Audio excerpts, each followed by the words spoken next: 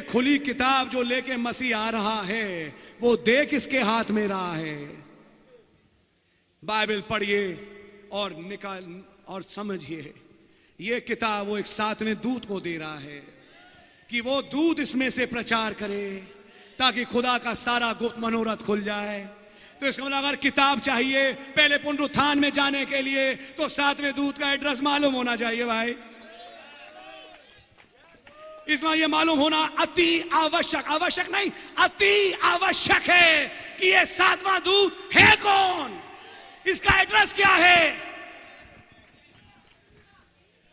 सातवां दूत बाइबल में 7 कलीसियाई काल हैं, Ephesus, Smyrna, Pergamus, Thyatira, Sardis, Philadelphia, Laodicea. आज 7वां यानी लाउदीकिया काल चल रहा है।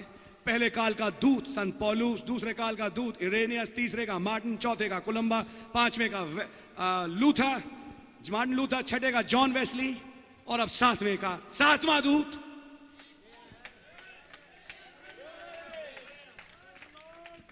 सातवें दूत की पहचान क्या होगी कि जब यह बलिस्वर दूत बादल ओढ़े आएगा, सीधा पृथ्वी पे आके उससे मिलेगा।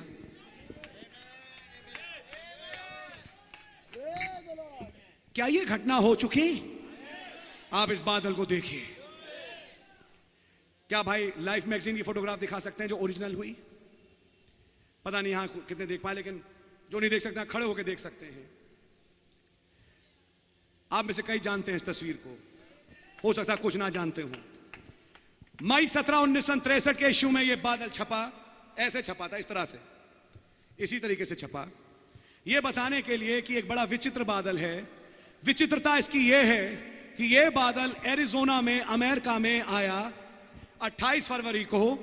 यार सुनिए, और विचित्रता यह है कि बादल बनता है पानी से, और पानी है पृथ्वी से 9 किलोमीटर की ऊंचाई तक, या 10 लगा लीजिए, 11 लगा लीजिए, मैं तो बहुत बोल रहा हूं। लेकिन जैसे अपर स्ट्रेटोस्फेयर कहते हैं, वहां इतनी नमी है ही नहीं कि बादल बना है। विचित्रता इस बादल की यह है कि इस बादल की जो ऊंचाई थी 26 मील थी, जहां पानी होता ही नहीं कि बादल बने। तो फिर यह बादल किससे बना? आज भी विज्ञान के लिए यह एक पहेली बन के रह गई है, लेकिन पहले पुनरुत्थान में जाने वालों के लिए नहीं। ध्यान से सुनिएगा, यह बादल प्रकट हुआ 28 फरवरी को। प्रोफेसर मैकडोनाल्ड ने इसकी तस्वीरें खींची, कैलकुलेशन किया, 26 मील ऊंचा, 30 मील चौड़ा। उसने कहा वहां कोई है ही नहीं। उन्हें किसी मिसाइल के धुएं से तो पता लगा उस दिन कोई मिसाइल ही नहीं छोड़ी गई, किसी रॉकेट के धुएं से उस दिन कोई रॉकेट ही नहीं छोड़ा गया। क्या सब जोर से बोल सकते हैं आमीन? God bless you. मैं आमीन किसी कारणवश करा रहा हूं, मुझे मालूम है क्यों। यह किसी रॉकेट के धुएं से नहीं बना, किसी हवाई जहाज के धुएं से नहीं बना। जब किसी चीज से नहीं बना तो फिर कैसे बना? यह एक प्रचारक के हाथ लगी। प्रचारक ने तस्वीर देखी, देखते ही तुरंत वो बादल पहचान गया, क्योंकि इससे पहले कि ये बादल ऊपर जाए उसने पृथ्वी पे इसी बादल को बनते देखा। इसने इस बादल को बनते देखा और उठते देखा। दुनिया ने तब देखा जब वो वहां पहुंच गया, इसने तब देखा जब यहां था।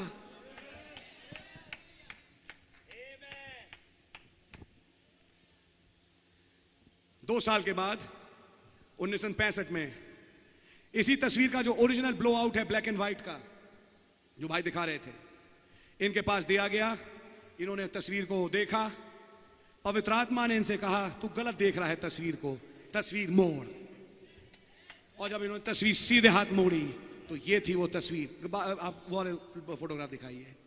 अगर आप इस तस्वीर को पास आके अगर कोई गौर से देख सके तो आपको मसीह यीशु का चेहरा पूरा का पूरा इसमें दिखाई देगा। ये रही दो आंखें, ये रही नाक। मैं आपको बताना चाहता हूं, प्रकाशित वाक्य 10वां अध्याय, वो बलि स्वर्गदूत, वो मसीह, वो बादल, और आप नोटिस करें बादल कहां है? उसके सिर के ऊपर। ये सफेद बादल क्या है? ये सफेद न्यायाधीश का मुकुट है, जिसे लेके वो इस युग में आ चुका। क्या आपको इसका पता है? दुनिया को इसके बारे में नहीं मालूम, लेकिन यीशु मसीह ने कहा दुनिया मुझे नहीं जानेगी, लेकिन तुम मुझे जानोगे। ओ हालेलुया। यह है प्रकाशित 10वां अध्याय, जो तुम्हारे युग में पूरा हो चुका। ये बलि स्वर्गदूत उतर के आया, और आया किसके पास? वेटिकन, बिली ग्रेहम, ओरल रॉबर्ट्स, बेनी हैन? जी नहीं जनाब, ये एक व्यक्ति के पास आया सीधा, क्योंकि एक साथ दूत थे जो इस आदमी के पास है, जिसका नाम भाई ब्रैनम था। हालेलुया। और उसने अपनी आंखों से देखा कि वो दूत उसके पास आके कहते हैं, इन 7 मोहरों का प्रचार अपनी कलीसिया में जाके कर। बाइबल को पूरा करते हुए कि वो किताब 7वें दूत को दी गई।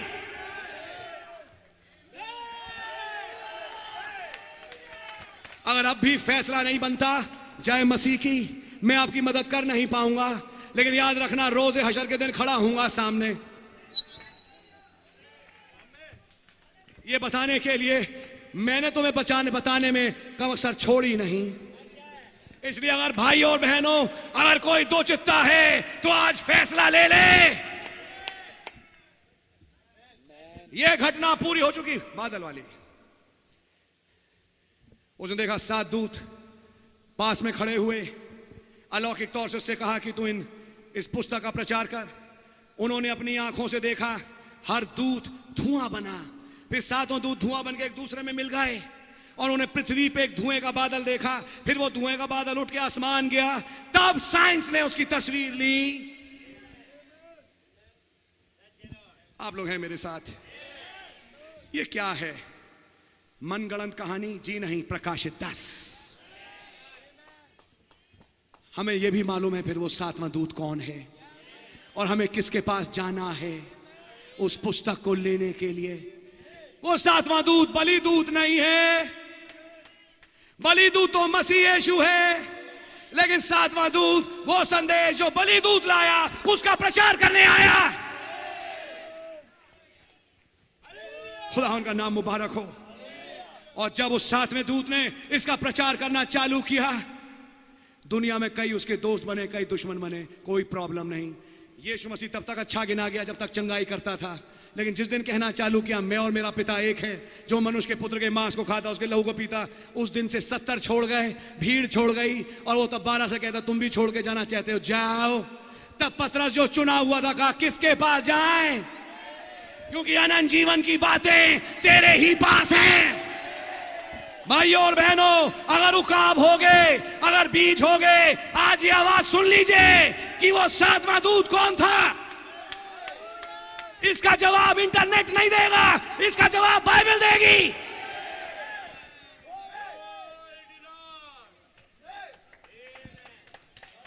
मलाकी 4 देखो, उस बड़े भयानक दिन के आने से पहले मैं तुम्हारे पास एलिया नबी को भेजूंगा। धन्यवाद हो, नबी आ चुका।